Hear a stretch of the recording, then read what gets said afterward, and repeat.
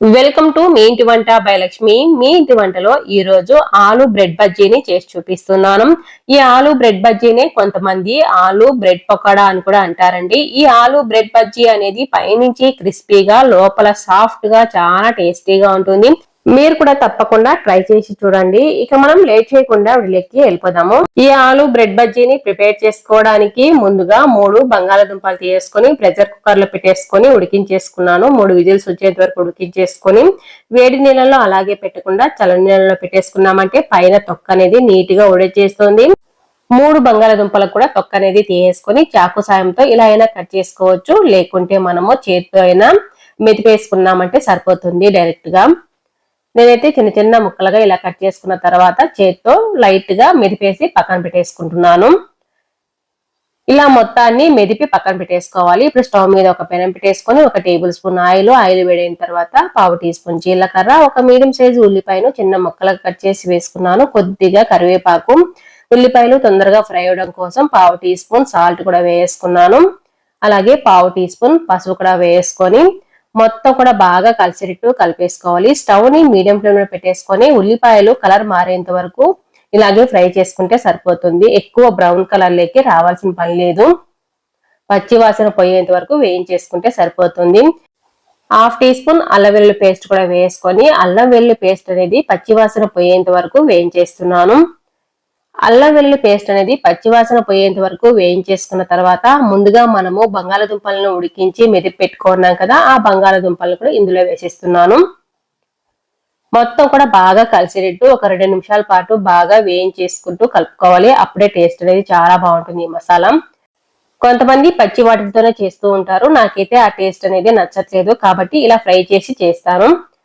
ఇప్పుడు ఇందులో మనం ముందుగా సాల్ట్ వేసామో సాల్ట్ అనేది సరిపోలేదు అనుకుంటే కొద్దిగా సాల్ట్ వేసుకొని 1/2 టీ స్పూన్ కారపొడి, అలాగే 1/2 టీ స్పూన్ గరం మసాలా కూడా వేసుకొని మొత్తం బాగా కలిసినట్టు కలిపేసుకోవాలి. 2 నిమిషాల పాటు మీడియం ఫ్లేమ్ లోనే ఫ్రై చేసుకున్న తర్వాత చివరిగా కొద్దిగా కొత్తిమీర వేసుకొని కలిపేసుకోవాలి. స్టవ్ ఆఫ్ చేసి పక్కన పెట్టేసుకోవాలి. ఇప్పుడు మరొక బౌల్ తీసుకొని అందులో 2 కప్పుల శనగపిండి వేసుకున్నాను. 1/2 టీ స్పూన్ సాల్ట్ కూడా వేస్తున్నాను. ఒక చిటికెడు పసుపు కూడా వేసుకోవాలి. 1/2 టీ స్పూన్ కారపొడి, 1/2 టీ స్పూన్ గరం మసాలా కూడా వేసుకొని 1/2 టీ స్పూన్ వాము కూడా వేస్తున్నాను. ఒక చిటికెడు బేకింగ్ సోడా కూడా వేస్తున్నాను. మొత్తం కూడా బాగా కలిసేటట్టు కలిపేసుకోవాలి.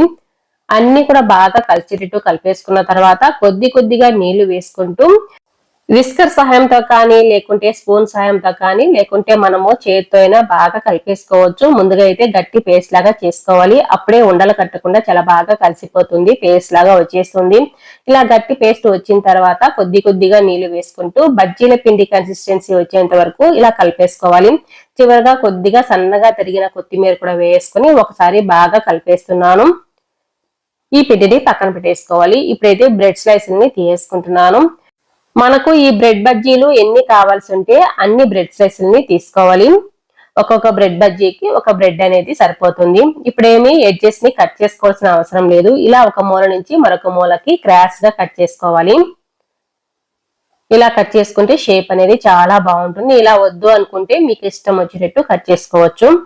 ఇప్పుడు ఒక్కొక్క బ్రెడ్ స్లైస్ తీసుకొని ముందుగా మనము ఆలు మసాలాని రెడీగా పెట్టుకున్నాం కదా, ఆ మసాలాని ఈ బ్రెడ్ కి వీడియోలో చూపిస్తున్నట్లుగా స్ప్రెడ్ చేసుకోవాలి. ఇలా మసాలా పెట్టేసుకున్న తర్వాత మరొక బ్రెడ్ స్లైస్ ని దీనిపైన పెట్టేసుకొని లైట్ గా అదిమేసి పక్కన పెట్టేసుకోవాలి. మిగతా అన్నిటిని కూడా ఇలాగే చేసుకొని రెడీగా పక్కన పెట్టేసుకున్నాను. ముందుగా శనగపిండిని కలిపెట్టుకున్నాం కదా, అందులోకి ఈ బ్రెడ్ ను ఒక్కొక్కటిగా వేసుకుంటూ వీడియోలో చూపిస్తున్నట్లుగా లైట్ గా ఇలా డిప్ చేసుకోవాలి. బ్రెడ్ మాత్రం ఎక్కడ కనిపించకుండా మొత్తం పిండితో ఇలా డిప్ చేసుకోవాలి. ఇలా పిండిలో వేసిన తర్వాత ఎక్కువసేపు పిండిలోనే పెట్టకూడదు, మెత్తగా అయిపోతుంది బ్రెడ్ అనేది. వెంటనే వేడి ఆయిల్లో వేసుకోవాలి. ముందుగానే మనము ఆయిల్ వేడి చేసుకుంటూ ఉండాలి. ఆయిల్లో ఎన్నైతే పడితే అన్నిటినీ వేసుకోవాలి. ఒకవైపు గట్టిగా వచ్చిన తర్వాత మరోవైపు తిప్పేసుకోవాలి. స్టవ్ ని మీడియం ఫ్లేమ్ లో పెట్టేసుకొని 2 వైపులా మంచి కలర్ వచ్చేంత వరకు ఈ బజ్జీని ప్రిపేర్ చేసుకోవాలి. ఇవి పైనుంచి క్రిస్పీగా లోపల అక్కడక్కడ స్వీట్ గా తగులుతూ లోపల మసాలాతో చాలా టేస్టీగా ఉంటాయి. తప్పకుండా ట్రై చేయండి. మిగతా అన్నిటినీ కూడా ఇలాగే ప్రిపేర్ చేసుకోవాలి. వీటిని ఉల్లిపాయలతో అయినా సర్వ్ చేసుకోవచ్చు, లేకుంటే టమాటో కెచప్ తో అయితే పిల్లలు చాలా ఇష్టంగా తింటారు. ఈ రోజు ఆలు బ్రెడ్ బోండాని చేసి చూపిస్తున్నాను. ఈ ఆలు బ్రెడ్ బోండా అనేది పైనుంచి క్రిస్పీగా లోపల సాఫ్ట్ గా ఉంటూ చాలా టేస్టీగా ఉంటుంది. ఒక మిక్సింగ్ బౌల్ లో 2 కప్పుల శనగపిండిని వేస్తున్నాను. ఒక పావు టీ స్పూన్ సాల్ట్, ఒక చిటికెడంత పసుపు, పావు టీ స్పూన్ కారపొడి, పావు టీ స్పూన్ గరం మసాలా, ఒక పావు టీ స్పూన్ వరకు వామును కూడా వేస్తున్నాను. ఒక చిటికెడంతా బేకింగ్ సోడా వేస్తున్నాను. ఎక్కువ వేసుకోకూడదు, ఆయిల్ పీల్చేస్తుంది. మొత్తం బాగా కలిసేటట్టు విస్కర్ సాయంతో కానీ స్పూన్ సహాయంతో కానీ చేతితో కానీ కలుపుకోవచ్చు. ఇందులో కొద్దిగా నీళ్లు వేసుకుంటూ ఈ పేస్ట్ ను ముందుగా గట్టిగా కలుపుకోవాలి. అప్పుడే ఉండలు లేకుండా చాలా బాగా వచ్చేస్తుంది పేస్ట్ లాగా. మనం ముందే నీళ్లు మొత్తం వేసేసి కలిపేసామంటే ఎక్కువ ఉండకట్టేస్తుంది పిండి అనేది. చూసారు కదా, ఇలా ఉండలు లేకుండా గట్టి పేస్ట్ లాగా చేసుకున్న తర్వాత ఇంకొద్దిగా నీళ్లు వేసేసుకొని కలుపుకోవాలి.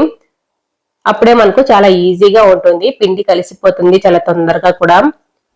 మనకు కన్సిస్టెన్సీ అనేది బజ్జీలు వేసుకునే పిండి లాగా ఉండాలి. చివరిగా కొద్దిగా కొత్తిమీర కూడా చిన్న ముక్కలుగా కట్ చేసి వేసాను. ఇప్పుడు 4 బ్రెడ్ స్లైసులు తీసుకొని చుట్టూ బ్రౌన్ కలర్ లో ఉంది కదా, ఆ పార్ట్ మొత్తాన్ని కట్ చేసుకోవాలి. అలాగే చేసుకున్నామంటే చుట్టూ ఎడ్జెస్ కొద్దిగా గట్టిగా అనిపిస్తుంది, కాబట్టి ఎడ్జెస్ ను కట్ చేసుకుంటే చాలా బాగా నీట్ గా వచ్చేస్తాయి. చుట్టూ ఎడ్జెస్ ని కట్ చేసుకున్న తర్వాత ఒక్కొక్క బ్రెడ్ స్లైస్ ని తీసుకొని ఒక బౌల్లో మంచినీళ్ళు వేసుకొని రెడీగా పెట్టుకున్నాను. ఈ నీళ్ళలో బ్రెడ్ స్లైస్ ని ఇలా నీళ్ళలో లైట్ గా డిప్ చేయాలి, మరి ఎక్కువసేపు పెట్టకూడదు. అలా డిప్ చేసి పైకి తీసుకొని లైట్ గా ఇలా ప్రెస్ చేసుకోవాలి, ఎక్స్ట్రా వాటర్ ఉంటే పోతుంది.